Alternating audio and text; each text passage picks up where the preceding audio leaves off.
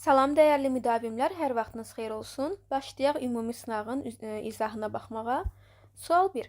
Hansı cümlədə ədətin iki fərqli məna növü işlənmişdir? Cavabımız olacaq C variantı, axı, bir də ancaq. Müxtəlif məna növlərinə aiddir. A variantında ən, bir də bir eyni növdədir. B-də günəş batanda sanki dünya biraz daha sakitləşir. Sanki modal sözdür. Bir az zərfdir. Burada bir ədəd var, o da daha. Elə bil modaldır. Hər uğursuzluq bir dərsdir. Burada bir ədəd var. Hər burada təyin əvəzlidir. Ən gözəl hisslər sözlə ifadə edilmir. Burada da bir ədəd var. Maksimum sizi çaşdıra bilərdik A variantı ilə, amma orada da görürsünüz ki, eyni növdə sayılır. Cavabımız C variantı. Sual 2. Hansı cümlədə feildən düzələn isim təsirli haldadır? Variantımız olacaq burada B variantı. Birincisi siz feildən isim düzəldən variantı tapmalısınız.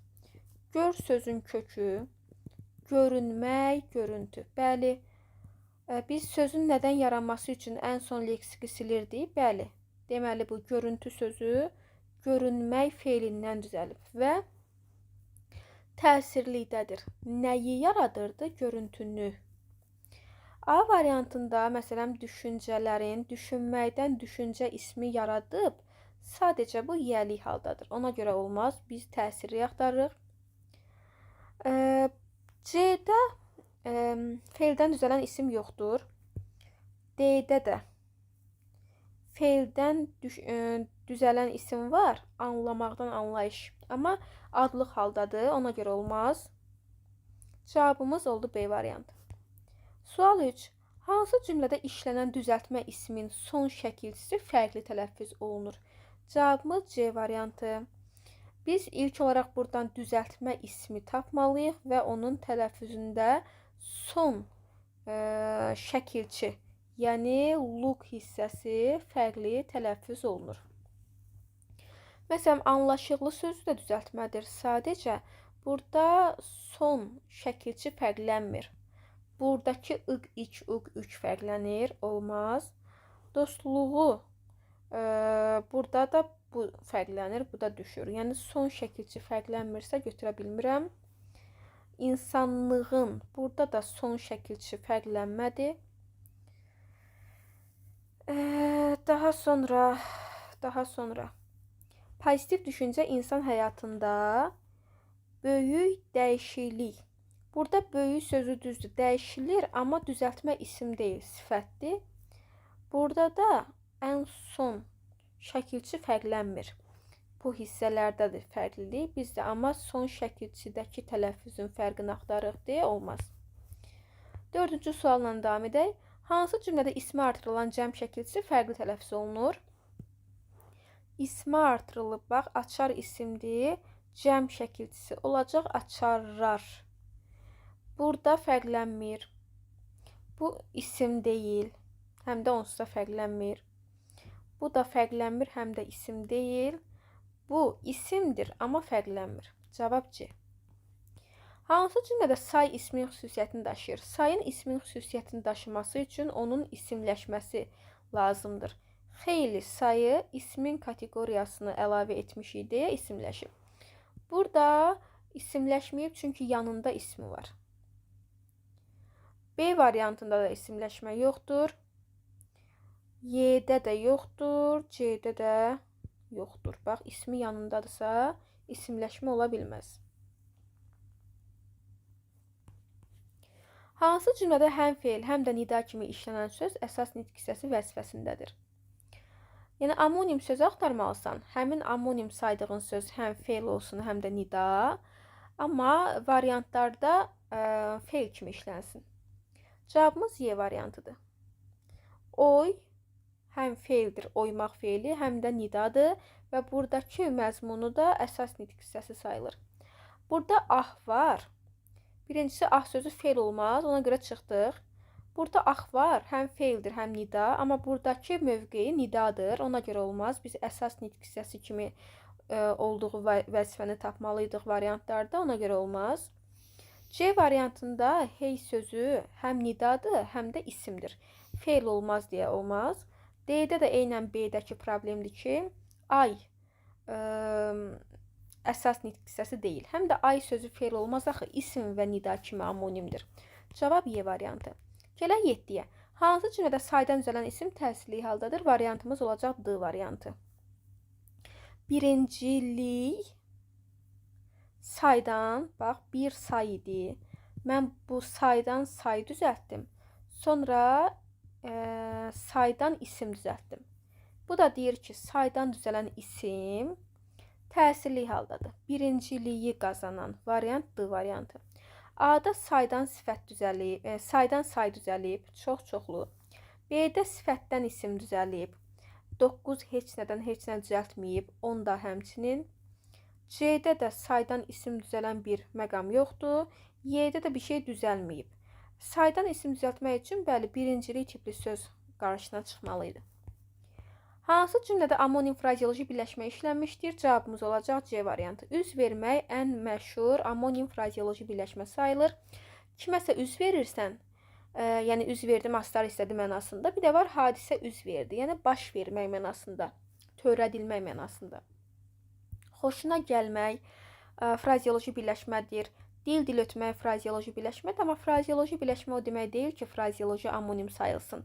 Əgər bir frazeoloji birləşmədən bir başqa da məna tapa bilirsənsə məcazi, o zaman deyirsən ki, amonim frazeoloji birləşmə hazırdır. A variantı haqlı olmaq, sübut etmək, ol, et, bil, əsasən frazeoloji birləşmə yaratmaz deyə A olmaz. Eynən kömək etmək frazeoloji birləşmə sayılmaz, çünki bunun tərkibində et var. Cavab nə oldu burada? C variantı. 9-dan davam edək. Hansı cümlədə modal sözdən sonra durğu işarəsinin işlənməsində yanlışlıq var? Variantımız olacaq Y variantı. Sanki, elə bil, güya, güya ki, elə bil ki, bənzətmə bildirən modal sözlər istisna deməyə, yəni qayda, qanun budur ki, özündən sonra vergül istəməz. Ümumiyyətlə, heç bir tərəfində heç zaman vergül istəmir. Əlbəttə, modaldır, vergül istəyib. Bəlkə, beləliklə, məncə hər biri vergül istəyir. Yəni, modalın qayda qanunu, adəti odur ki, vergülləri tələb eləyir. Amma dediyim kimi, bayaq sadaladığım modal sözlər, yəni bənzətmə mənalı modal sözlər vergül istəmir. Hansı cümlə başlanğıc forması kök, iki leksik sxeminə uyğun olan sifətlə başlayır? Cavabımız D variantı. Bax, ölmək, öldürmək, öldürücü. Bəli, D variantındakı cümlə başlanğıc forması kök 2 leksik sxemində olan sifətlə başlayır. Tərbiyəli, birincisi bu tərbiyəli sifəti deyil, tərbiyəli olmaq feilidir. B variantı bilikliləri. Görə bu niyə olmaz? Bilmək, bilik, bilikli, biliklilər, bilikliləri. Bu başlanğıc forması kök 2 leksikdir və sifətdir. Bilikli, biliksiz. Bəli, bu sualda əslində 2 variant var. Həm B, həm də D. Amma 2 variant olmasın deyə sizə göndərilən forumda bu hissə düzəliş olmuş olacaq. Burada belə yazaq, gəlin 2 variantdan qaçaq deyə. Bilənləri bir otağa yığmışdılar. Bəli, bu formada olanda artıq heç kök şəkilçiyə ayırmağa ehtiyac yoxdur. Çünki bu sifətlə yox, feili sifətlə başlamış olacaq. Ona görə B variantı olmaz. C variantı ümumiyyətlə sifətlə başlamır. Y variantında da başlanğıcda bir leksik var. Biz amma 2 leksik axtarmalıyıq. Bir daha deyim, yəni bu sualı siz işləyəndə variantı D variantı götürməlisiniz. Çünki öldürücü sözü həm sifətdir, həm də başlanğıc formasında kök 2 leksik var. B variantı da feili sifət olduğu, ona görə də bizim variantımız deyil. 11-ci sualla davam edək. Hansı cümlədə sifəti və zərfi əvəz edə bilən əvəzlik mənsubiyyət şəkilçisi qəbul etmişdir? Siz ilk olaraq sifət və zərfi əvəz eləyən əvəzlikləri yada salmalısınız və o əvəzliklər mənsubiyyət şəkilçisi qəbul etsin. Cavabımız olacaq B variantı. A-da eləməyib, C-də ümumiyyətlə elə və belə yoxdur, D-də də yoxdur, Y-də də yoxdur. Yəni sən bunu yada salsaydın, heç variantlarda problem yaşamayacaqdın. Ona görə cavabımız oldu B variantı. Həm də burada fikir ver, yəni başqa sual tiplərində qarşına çıxa bilər deyə. Eləsini görmək nadir hallarda mümkündür cümləsində eləsini işarə əvəzliyi ismi əvəz eləyib. Çünki ismin kateqoriyasını götürübsə, ismi əvəz eləmiş sayılmalıdır. 12. Hansı cümlədə işlənən bağlayıcı və ədat eyni hissəci ilə ifadə olunmuşdur? Cavabımız olacaq burada C variantı. Bəli, bağlayıcı və ədat eyni sözlə ifadə olunub. Elə bizə də bu lazımdır. Bu ədatdır, bu da ədatdır. Bu ədatdır. Bu da ədatdır. Necə də. A variantı ki var burada. B variantı heç var burada. Bir də D var. Bizə lazımdır ki, hər ikisi ədat olmasın. Hər ikisi bağlayıcı olmasın. Biri ədat, biri bağlayıcı olsun. Amma eyni sözlə ifadə olunsun. Yəni amonim söz olsun. O amonimlərdən bir tayı bağlayıcı, bir tayı isə ədat sayılsın. Ona görə cavabımız C variantıdır. Bəli, heç burada ədatdır, D bağlayıcıdır, ancaq bağlayıcıdır ki, ədatdır. Cavabımız C variantı. 13. Hansı cümlədəki feilin şəkli digərlərindən fərqlidir? Variantımız olacaq D variantı. Çünki buradakı malı vacibdir. Burada xəbər şəklidir. Burada da xəbər şəkli, burada da. Gözləyəcək, gözləyəcək. Aha, deməli, zaman şəkilçisi olan bütün feillər xəbər şəkli sayılır. Ona görə digərləri 1, D variantı isə vacib şəklidir. Hansı cümlədə imiş hissəciyi feilin qeyri-qəti gələcək zamanına artırılıb? Variantımız olacaq Y variantı. Bəli, imiş qeyri-qətinin üzərinə atılıb, əlavə olunub. Burada isə indiki zamanın. Burada isə ümumiyyətlə imiş yoxdur. Yəni buradakı keçmiş zamandır, hissəcik deyil. Burada idi hissəcidir. Yox, baxın, götürmək. Xeyr, burada zamandır. Götür sözün köküdür. Bu da zamandır.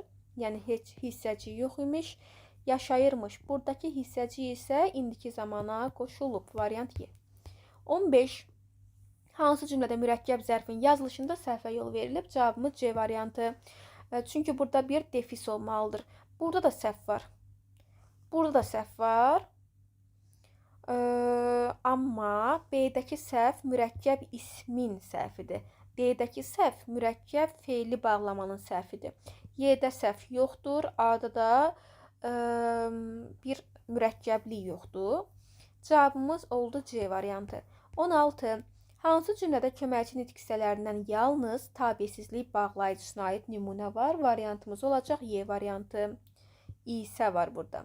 Çünki tabelilikdir. Ətraf mühiti qorumaq üçün də var burada. O ən yaxşı yeməkləri hazırlamaqda da ustadır.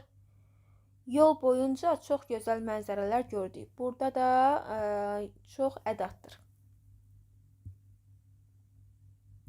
Bəs görək, niyə məsələn B olmaz, C olmaz? Çünki burada yalnız deyir, tabesizlik bağlayıcısı olsun. Məsələn, ən burada ədatdır. Üçün burada qoşmadır. Demir ki, bağlayıcıların içindən yalnız tabesizlik olsun. Deyir ki, köməkçilər var ha, qoşma, bağlayıcı, ədat, modal, nida. Bu köməkçilərin içindən yalnız tabesizlik bağlayıcısı olsun. Başqa bir köməkçi olmasın. Cavabımız olacaq Y variantı. 17. Hansı cümlədə işlənən təsriflənməyən feil digər cümlələrdə işlənən təsriflənməyən feildən fərqlidir? Cavabımız olacaq B variantı. Görək niyə? Bu feili bağlamadır. Bu da feili bağlama, bu da. Yəni bu sual sənə qəribə gəlsə belə, bütün variantları oxusaydın, cavabın feili sifət kimi işləndiyi variantı götürəcəkdin. Çünki digərlərinin hamısı feili bağlamadır. Yəni bundan o tərəfə fərq yoxdur ki, hamısı fe'li bağlama, bu isə fe'li sifətdir. Yəni asan sual idi. Hansı cümlədə əsas nitq hissəsi ilə amonim olan köməkçi nitq hissəsi işlənmişdir? Variantımız olacaq D variantı. Burada köməkçi nitq hissəsi olan kimi, əsas nitq hissəsi olan əvəzli ilə amonimdir. Burada köməkçi budur, burada budur, burada bu, Y-də isə bunlar.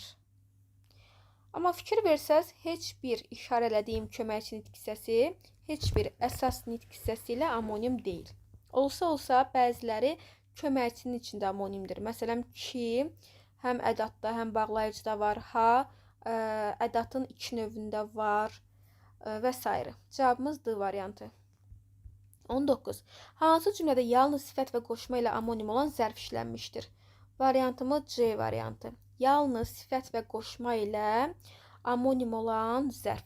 Bax, doğru danışmaq. Doğru zərfdir, çünki hərəkətin doğruluğudur. Doğru söz ifadəsindəki doğru sözü sifət olar. Evə doğru ifadəsindəki doğru sözü qoşma olar. Məsələn, A olmaz. Sarı sözü razıyam. Sifət və qoşmadır, amma zərf deyil. Maksimum fe'l olar. B variantında sonra sözü qoşma olar, zərfdə olar, amma sifət olmaz. D variantında bir önəmli bir söz yoxdur ki, müqayisə eləyək. Y variantındakı çox zərfdə olar, qoşma yox, ədat olar, bir də say olar. Cavabımız nədir burada? C. 20 ilə davam edək. Variant Y variantıdır. Görə nə istəyir bizdən buradan? Bizdən çoxaltma dərəcəsində olan sifət var. Bəli, sifətin çoxaltma dərəcəsi bildiyimiz kimi ən lap daha çox olduqca ədatlarının köməyi ilə düzələ bilər. Bu azaltmadır. Tün sözü qırmızı, sarı, yaşıl, qısası rəng bildirən sifətlərlə işlənəndə həm defislə yazılır, həm də ki çoxaltma dərəcəsi bildirir. Amma tünd xasiyyət, tünd rəngli paltar bu tiplərdə çoxaltma dərəcəsi yoxdur. Həm də rəng sözü axı yəni rəngin adı deyil. Qırmızı, sarı bunlar olsa rəng sayılarda. Yəni mən rənglərə ümumi rəng adı verirəmsə, o çoxaltma dərəcəsinə aparıb çıxartmır. C variantı görə niyə olmaz? Çünki bu hərəkətə aiddir. Biz daha gözəl, çox gözəl desəydik, çoxaltma dərəcəli sifət olardı. D-də də, yəni güclünün gücünə aldanmayın, burada bir dərəcə əlaməti yoxdur. 21. Hansı cümlədə tərkibi kök, iki leksik, qrammatik sxemində olan isim var? Diqqətli olun. Cavabımız D variantıdır. Ək, əkin, əkinçi, əkinçini dediyim sxemi ödədiyi və isimdir. Bax, dostum gil isimdir, amma elə bir sxemi ödəmədi. Yoldaşlıq, yoldaşlığı, yoldaşlığını isimdir, amma bir qrammatik yox, iki qrammatik var. Başqa nəyə baxaq?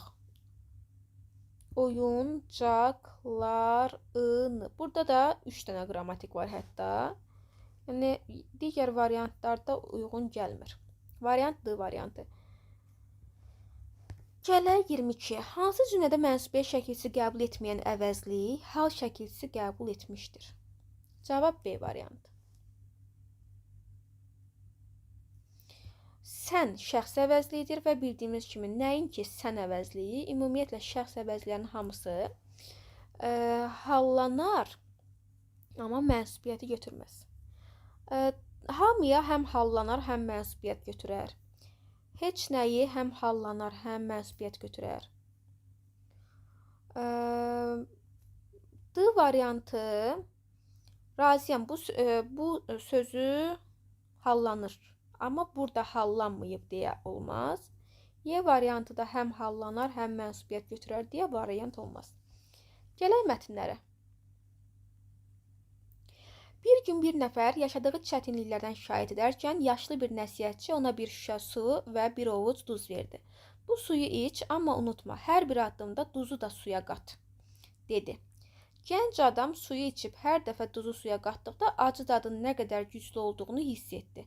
Yaşlı adam ona dedi, indi get eyni duzu bir çömçə suya at və yenidən iç.